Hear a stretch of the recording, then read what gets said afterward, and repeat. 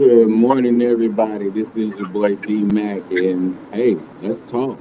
I have a special guest on with us this morning. I have Coach Dewan Lucky from Mississippi Valley State. Let him know a little bit about yourself, Coach Lucky.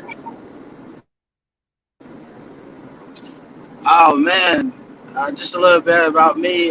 This is going into my 11th year coaching football. I spent 9 years at the college level, two at the high school level. Well, I spent 8 years. This will be my ninth year at the college level. From Concord, North Carolina.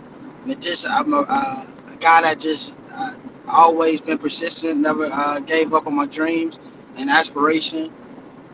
So I knew this when I was a young boy that I wanted to get into coaching, and I'm here, man. I'm making a lot of sacrifices. I got a wonderful family.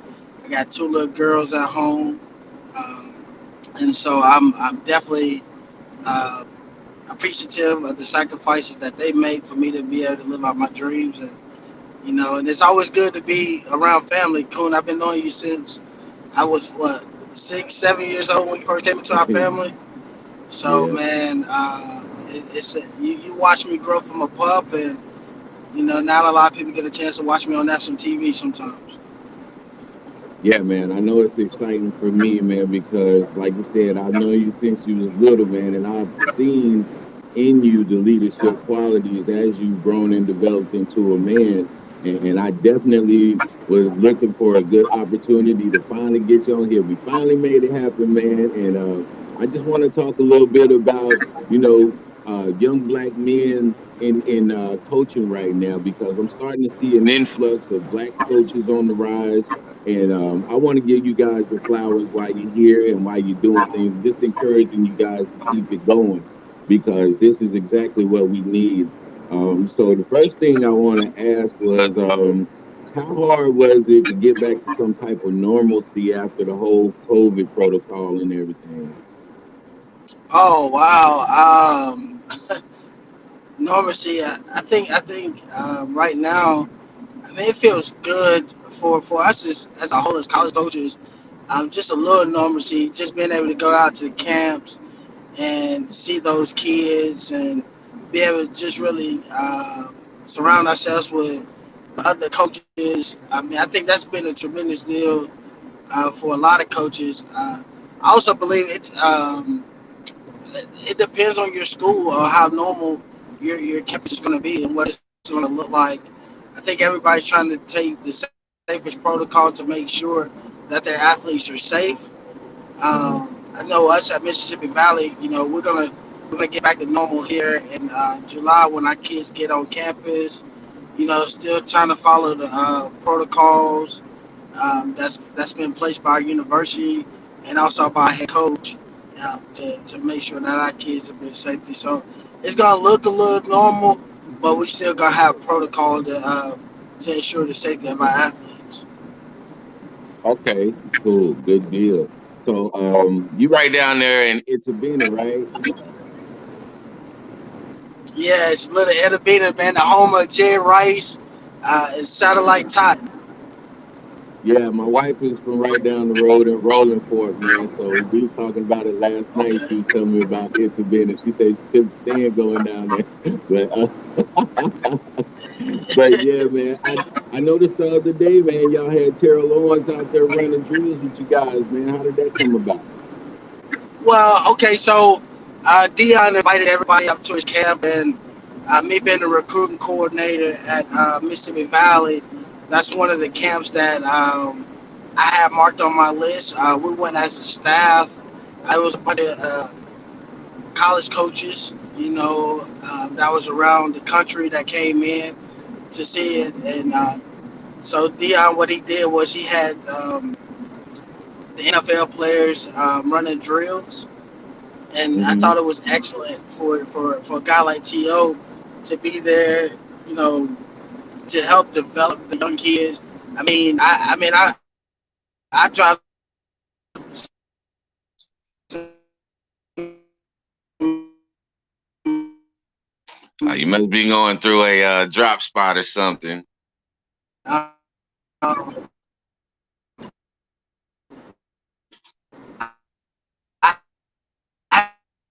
had a live where T.O. was routing people up. Can you Go hear me? ahead. You good? Yeah. Alright, so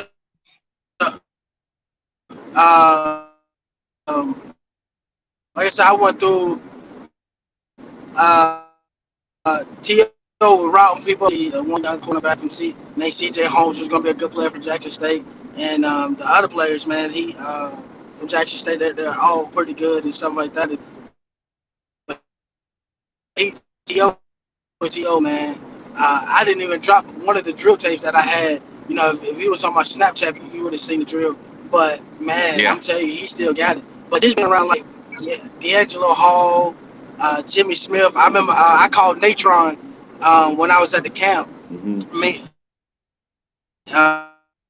Natron, one of your best friends growing up, and also family. And so I trying to talk to his former teammate Jimmy Smith. Mm-hmm. Yeah. Froze on me again.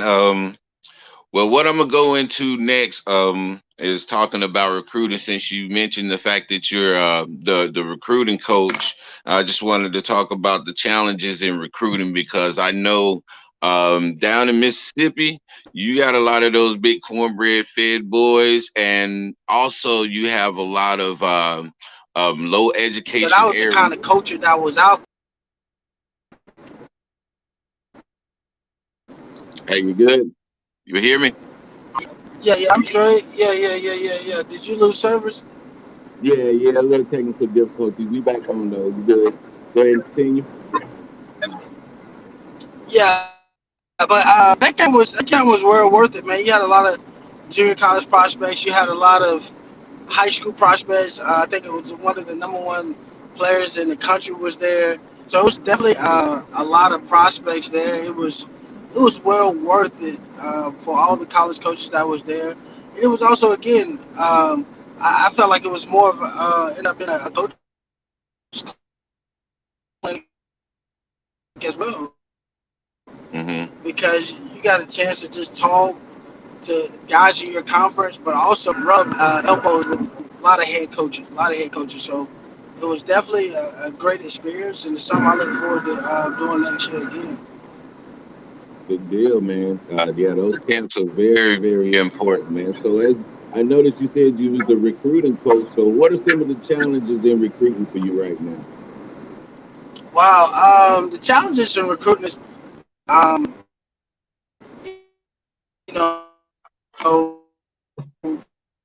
for a school like ours, it's limited resources. So when you don't have the resources, like follow me on Twitter at Coach D Lucky, you'll understand that I got a large following base. So we try to do creative ways to make ourselves active on Twitter or social media, so it can test you how good of a recruiter you are being at Mississippi Valley. But other than that, I mean, it's just as normal as any other school. During the COVID pandemic, I had to head up official visits, but I had to do them on Zoom calls. So I had to team up with admissions. I had to team up with financial aid. Do different things that any other school had to do during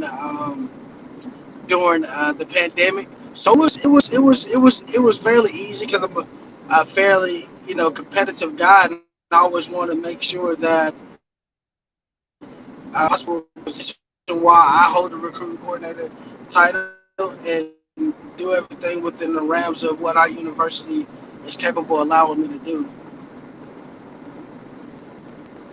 Good deal. So with those Zoom calls, man, do you think it's more effective to be face to face than the Zoom calls? It's always good to be it's always good to be face to face because you actually see what a kid look like in person.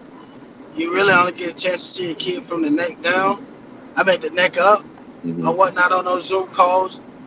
But what we did was Coach Dancy, he just trusted me to do the zooms, and so we did breakout sessions, and it felt like it was really at a on campus visit.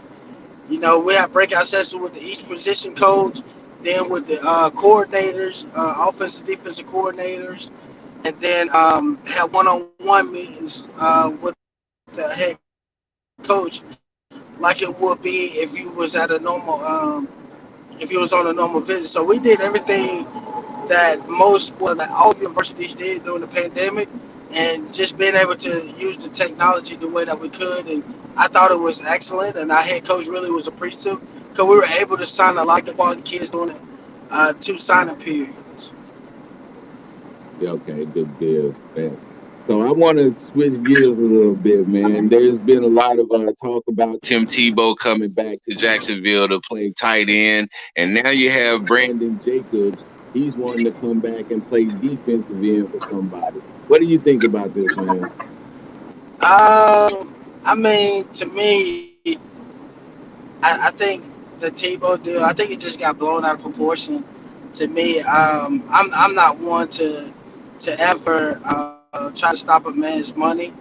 I feel like in this industry or whatever you do, I think that was just a connection between him and Urban Meyer. And one thing about this profession, you want to get people around you that you can trust. And Yeah, obviously, Tim Tebow is a guy that Urban Meyer feels like he could trust and like a son to him. That's going to help set the culture of what the Jacksonville Jaguars locker room is. Or, it fit right in. I think he wouldn't have did it no other way. But again, to me, you know, I'm, I'm I'm not at that level. I'm not going to say what I would or wouldn't couldn't do, but I just feel like, just being in that situation, I would personally want to bring a person that I know that could, if bring the spirit of the players. That's good. You know, that would just be like me bringing in Lance Lewis that I played with. You know what I'm saying? yeah, And that would be a guy because I would trust him and do a job and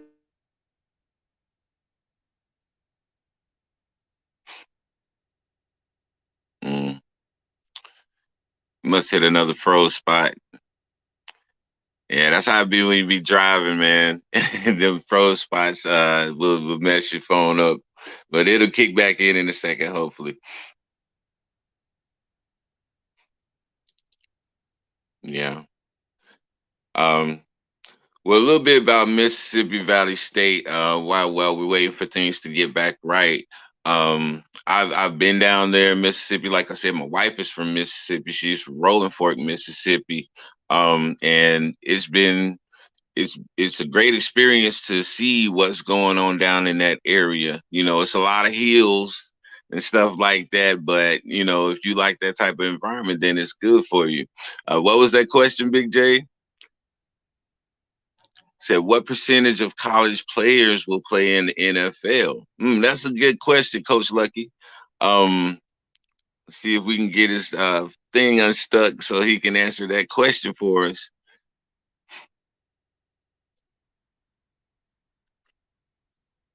Because that is a very good question. How many guys are going to make it to the leagues from college, especially from these small colleges like Mississippi Valley State? And like he says, he doesn't. They don't really get the attention that a Jackson State and a University of Mississippi or Ole Miss would get. So my thing is this: how do we draw attention to these smaller schools like a Mississippi Valley State, who has some great players, who has some great coaches, has pretty much a great program, but they don't get the exposure for it to be seen by the rest of the country because they're overshadowed by a Jackson State with Deion Sanders. They're overshadowed by a Ole Miss, and then you have Brett Favre, who's down there in Laurel, Mississippi, who's running a high school team.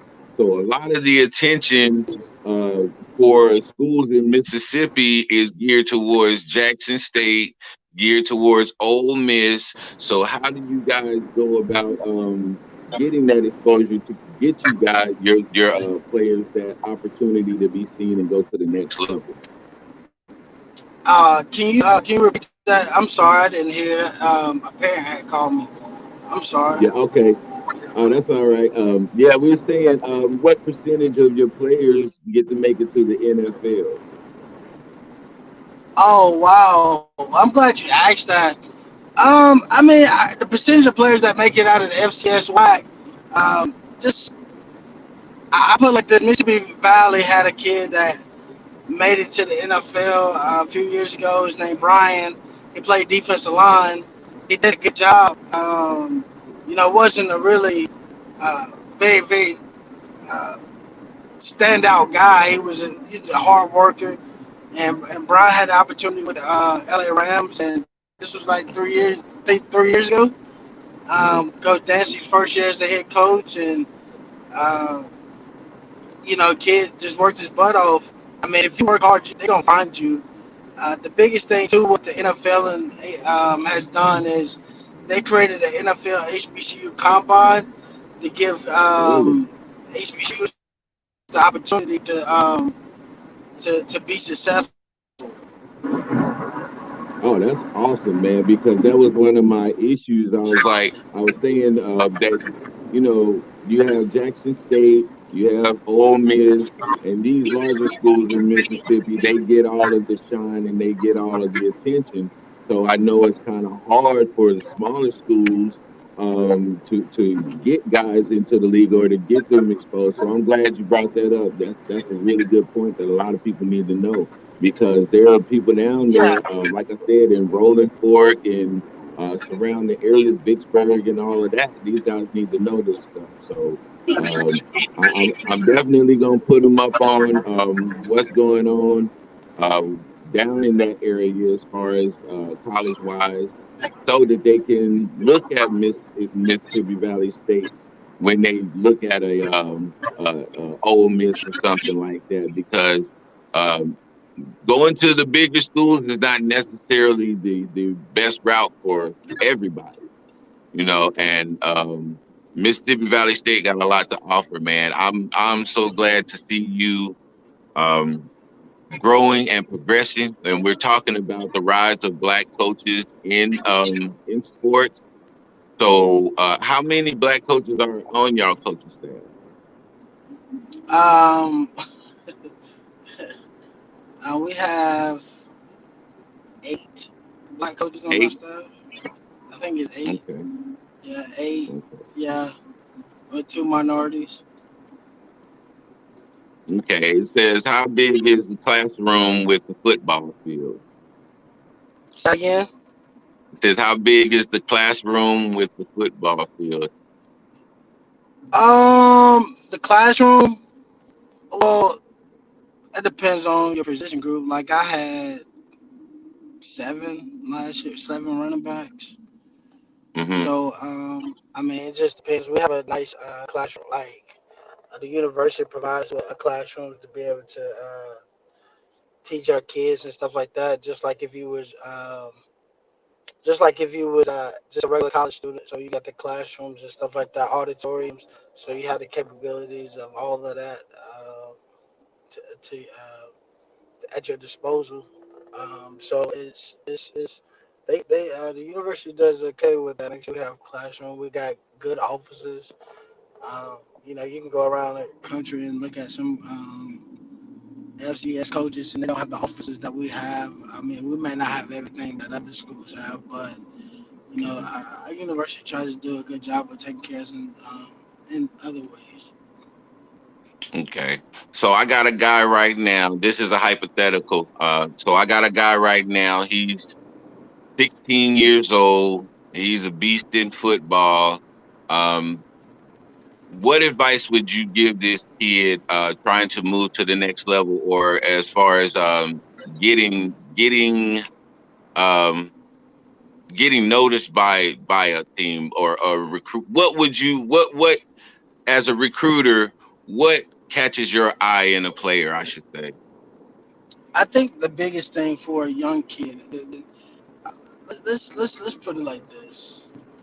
And I've been saying this for a long time, and parents listen, they see what it is. You know, it's only a few select few people in America that God just gave that God given ability where you don't have to work hard. You know what I'm saying? Mm-hmm. And you know, for a 15-year-old kid, you know, if he's a dog already, and he's like better than everybody, he's gonna get. It ain't gonna be, it's gonna be easy for him to get seen.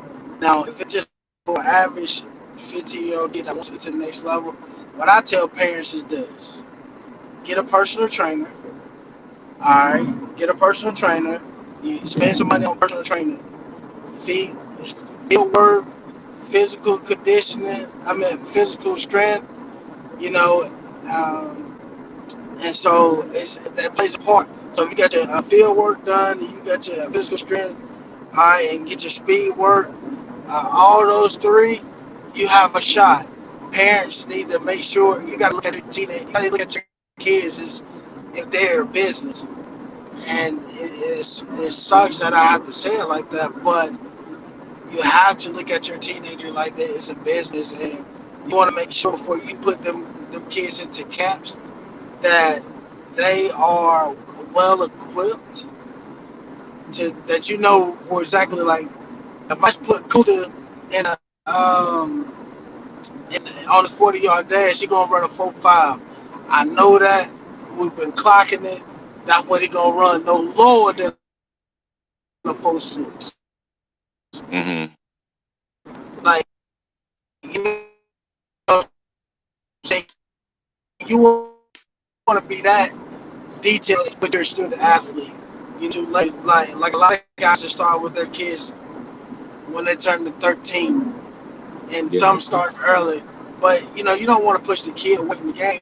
But again, you gotta do certain things to help out your student athlete. If that's the goals, and that's what they want to do.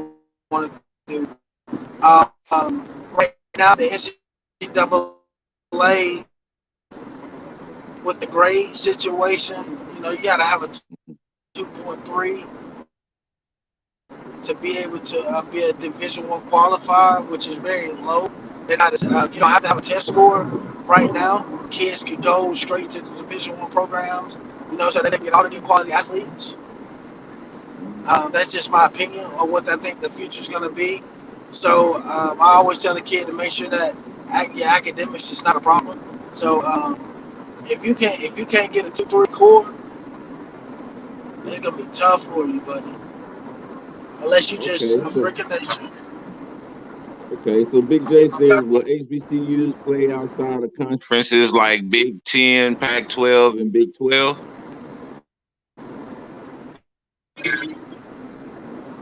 Say that one more time. He said, will HBCUs play outside of conferences like Big Ten, Pac-12, and Big 12? Yeah, yeah, yeah, yeah. That's something that happens every year. Those are money games that are where just like any FCS school or whatnot, what they would do is they'll play those games to help their athletic budget to pay for coaches' salary, Mm. scholarships, and different things like that. Okay, so from a player's point of view, what evolution have you seen in the game of football since you played? Oh man, I, I don't. I mean, I think I think the game has been more sensitive. Hmm. It Yeah, became more sensitive, um, and it's more. You got to cater to kids want to be babyfied. Kids want to be courted a lot more. Kids like the like the kids are different. They like to chase because we're living in the social media era. They love the yeah. fact that you can get 90 offers just to say I got 90 offers. Just, you know what I'm saying? Um, So it's very very different. It's more Mm. it's more it's more soft. Definitely more Yeah, soft. You know what I'm saying? But it's more safe for the kids. that's what I was alluding to right there, the safety, because over the past few years, the issue of TBI is coming up, and the effects that it has on players and stuff. So, do y'all have certain protocols that y'all take for concussion stuff like that? How does that work? Yeah, we follow all the protocols that that is set by the university, by the NCAA. I mean, it really everything is really all the same across the board. If a kid has too many concussions, we'll retire that player and he'll stay on scholarship and stuff like that. But it's the same across the board. So is there anything more that we can do as far as protecting the head? I mean, we've changed the cushion in the helmets. We made rules to where we can't have head-to-head contact anymore. But it's an impact sport. It's a contact sport, the hardest contact sport other than rugby. So these things are to be expected, just like in boxing. And that is my point to people, because they try to demonize it and use it to try to control football. But this is a part of the game, and people have to understand that whenever these guys, whenever they come into the sport, they come into the sport knowing that you're going to take full contact hits. And there's a thing called coup contra coup whenever the brain slams into the inside of the skull and it causes damage. But these are things that we go through just in life in general if we hit our head on something like that, and so it doesn't take away from the game of football. Football is dangerous just like anything else. And I'm a real big advocate for the safety of players in football, but at the same time I understand that you're just not going to avoid any type of damage in the game. So yeah, Coach, this was a good little talk, man. I'm so glad I finally got to get you on here for a few minutes to discuss some things. And hey, you're welcome back anytime, man. Because hold up, Big J got a question. He says, I'm a high school senior. Why HBCU over a Pac 5 school? Good question, Jay. That's a great question. I think you have to just do your research on what HBCU you want to go to. You know, I just say this. I went to PWI. You know what I'm saying? So I can't. But I went to go get my master's at a HBCU. Hmm. You gotta go where it fits you and your family. I'm not gonna ever tell a kid to go to a school just because it's an HBCU or it's a big university. You gotta go where your heart is. The biggest thing that the Pac-10 school got better than any HBCU is the facilities.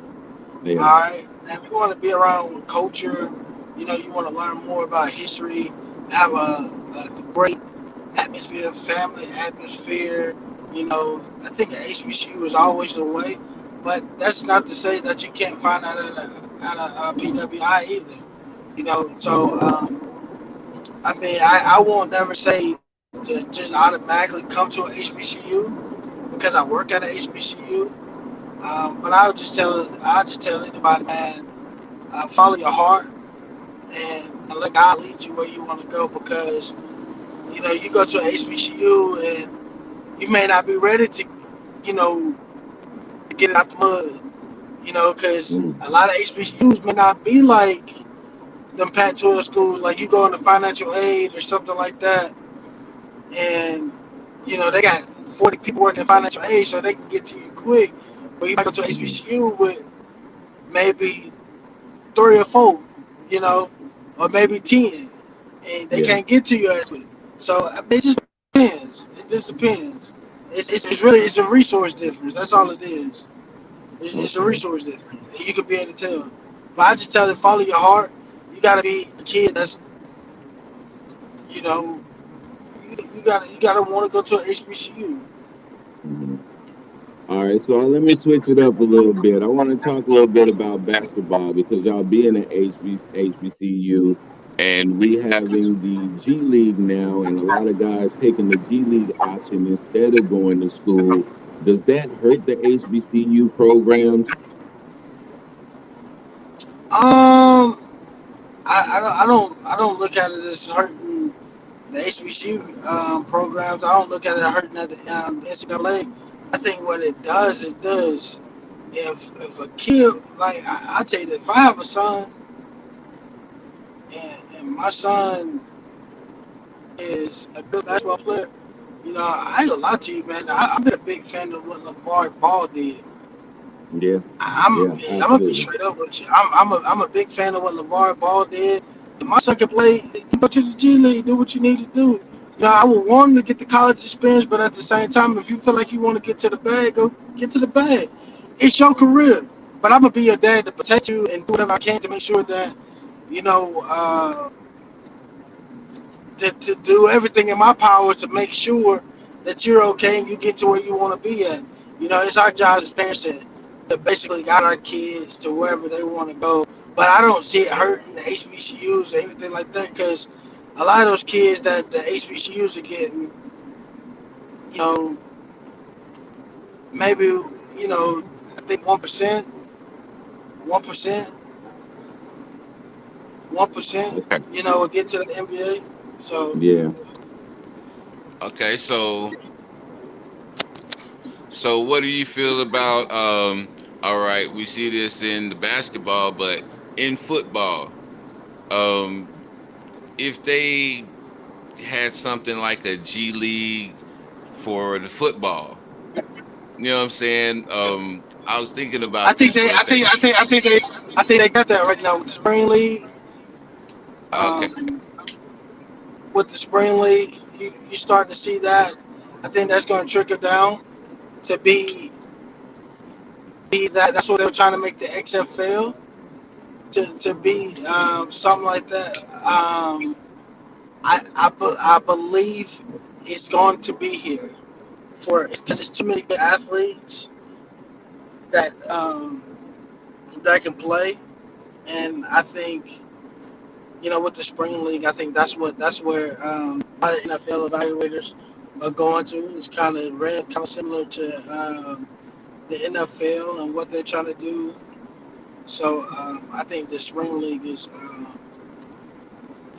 So so we're gonna have guys going straight from high school into that type of league and then into the NFL without college? nah, nah. College is out. This ain't the NBA. It's a man's game. I was understanding. It's a man's game. You ain't just going to high school. Like it's very, very seldom. You nah, nah. You ain't. This ain't. It's a man's game at the end of the day. This ain't no. No disrespect to like the Kwame Browns and none of them like that. But they not just going to the NFL. Like you really going. This is different now. That the NFL football is okay. Yeah. Yeah, I That's remember different. how they welcomed Reggie Bush to the league with that hit. I don't think a high school guy is gonna want to take one of those type of hits. The body's not developed yet. Yeah, The body's not yeah. developed the way that the college coaches want. And another thing too, man. A lot of people don't understand this too, man. It is so hard for a high school kid to transition to the NFL because the typical high school kid doesn't have the mental capacity, I will believe, Hmm. the mental capacity to learn the NFL playbook in Yeah, a amount of time and understand the criteria it takes to study. You got to learn that through college and different things like that, man. Listen, football is a different beast. NBA, baseball, all of that, man. Listen. I would love for my kids to play all of that stuff. You know what I'm saying? Because I mean, I think you can make it to the NBA with a little talent. You know, you can make it to baseball with a little talent, but that football a little different, man. yeah, You gotta yeah. I have you agree gotta with have you that on that. mental. You gotta have that mental, that physical. And that's that plays a large part into what a lot of people don't understand. The mental capacity that goes in to a football game or prepare for a football game is. And not to say any other sports don't have those issues, but just knowing the playbook, and then you got to account for the other 10 people around you, making sure that they do their job and stuff like that, man. For play to work, you know, Yeah, see. I So know NFL. Go ahead. yeah, so that's the same thing that Gabby was saying. She was saying, and this was about basketball players going from high school to professional, and she was saying the same thing you saying, that they're not mentally stable enough to be able to handle the responsibilities on that professional level. So you and Gabby is on the same page. Let me see. Jay says, "What age should a parent put their child in football?" Um, well, I Oh started my man, son off. I had to start my son off at 5 years old playing with the 6, 7, and 8 year olds because my son was so big, it would have been unfair for him to right, play with his age group. And so my for son sure. always played an age group above his own. But what you think about that, Coach? Man, just how you hit it on with the concussion and stuff like that. Now, if I had a son, my son probably wouldn't play the football till he was probably about 10. The Hmm. biggest thing is because I want my son to actually enjoy it. I would do different things, put him in soccer, develop. Well, first of all, I would put my son in track. That's the best Hmm. thing you can ever do for a kid. Put him in AAU track. Let him learn how to form run. If you learn anything or hear see anything about how kids or whatnot. A lot of NFL players they learn how to run and stuff like that. Like going to the NFL combine. If you get your kid in the track early, they're gonna learn how to form run, and that's half the battle. Because a lot of football players don't know how to run. A lot of football players don't have the skill sets and feet work and stuff like that as soccer players. So I Yeah, believe in. I will put my kid in track, put them in soccer, and then or stuff like that, baseball, different things like that, and then let them transition to the football field. yeah. That's just my opinion. I think that'll help them with their skill set, and I mean that would be my thought process. Yeah, I agree on that as well, man. And I'm glad we were able to get on here and highlight these things, man. I just want people to see the cloth that I'm cut from, because where I come from, this is what we do. We mentor, we coach, and we raise up the youth in our community, man, so that they have an opportunity to go forth and become great things and have a strong man presence in their life if it's not available in the household readily. And this is something that has been a pillar of our city in Concord. And many great players have come out of Concord because of guys like you, guys like me, who will go back and reach back and coach and mentor these guys, man. So I have so much appreciation for what you do. Now, Jay says, why are the players from the South bigger? Because we eat cornbread, we eat hog maws, we eat chitlins, we eat all those things that these city boys don't eat. That's an easy one right there. What you think, Coach? It is. It's definitely an easy question. They eat good in the country, and they eat good. I tell you that they do eat good. Another thing too. Now in them cities, the boys might be a little bit more athletic now, cause they might be around a little bit more resource. But when you got one of them good home country fed strong country dudes, ooh, I take them any day though, cause they Yeah, that's a come from a different different level, cloth. man. They come from a different cloth. They come from a different cloth, and Man, my high it's school definitely. coaches found me. I was working a summer job at Harrisburg Elementary School, and there was a limb that needed to come down off of a tree. And the saw that I had was too dull, so I said, forget it. I'm just gonna break it off myself. And I mean, it was a real big limb. And those coaches, they were out there for some reason at that school, and they seen me break this whole entire limb off a tree that most people would have to saw off, and they went and asked my boss, "Who is that kid right there?" And they found out that I was I was about to be going to Central Cabarrus, And man, those guys recruited me right there on the spot. So, in the country, we have guys out here working on the fields. We have guys working on the farms. And, kids don't have the luxuries of the city. So we walk most places in the country. So we get some of the greatest exercise and conditioning just in our country life, man. And it pays big dividends whenever we get into programs and stuff like that, because we have a edge on that. Now, like you said, the city guys have more resources, but the country boys have more conditioning and strength, man. Not for sure, for sure. Cause it's just it's like nothing like having a good, strong country person.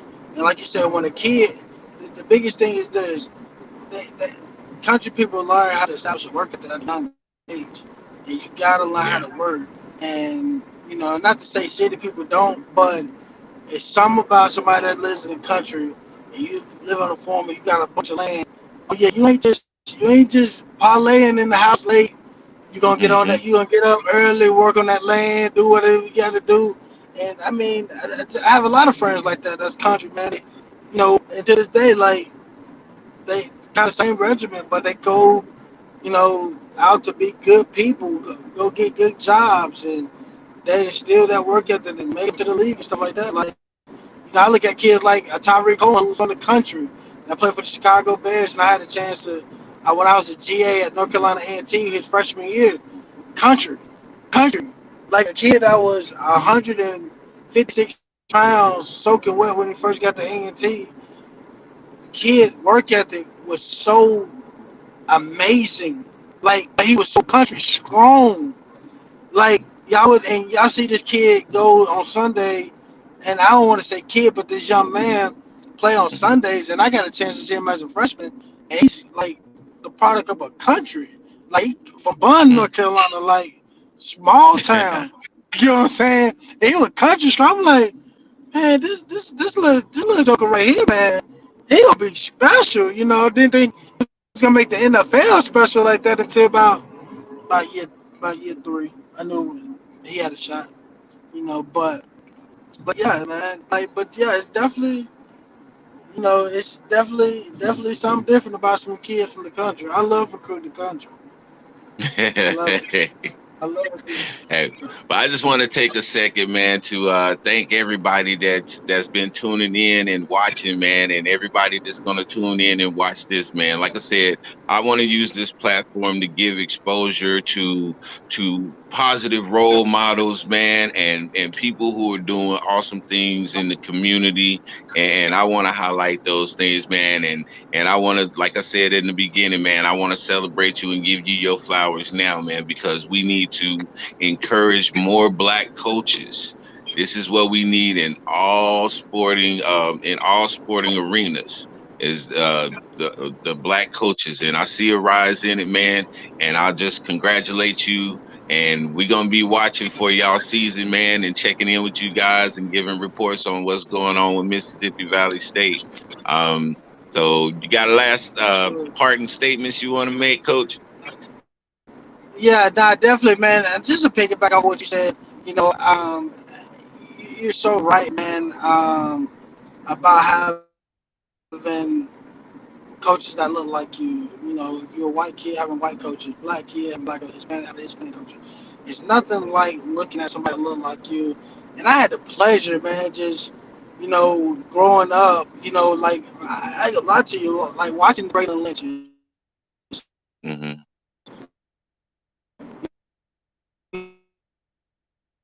watching the thing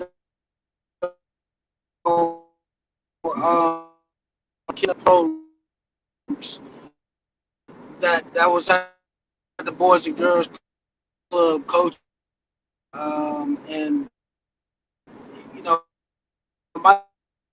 my dad even coached me. Yeah. Watching you coach, Andre White, and then watching Breezy, and a lot of those guys, you may not ever get a chance to see, just speaking of Mack, but those guys did it the right way, the norm, just like those guys. Like I owe a lot of my success to like how, to people like Graylin, stuff like that, understand like that. But like just watching guys like him, watching guys like Breezy, how the impact, watching guys like Ken Approach, the impact. I was like, man, dang, I'm gonna be like that. You know what I'm saying? I'm gonna be like that. I didn't know that God was gonna call me to be at a higher level to do it.